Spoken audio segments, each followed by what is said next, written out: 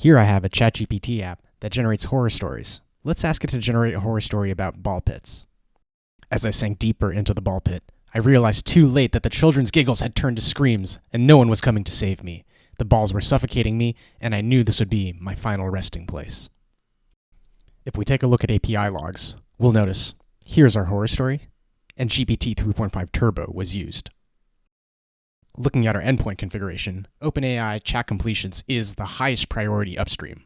Let's change that and make Falcon our highest priority upstream.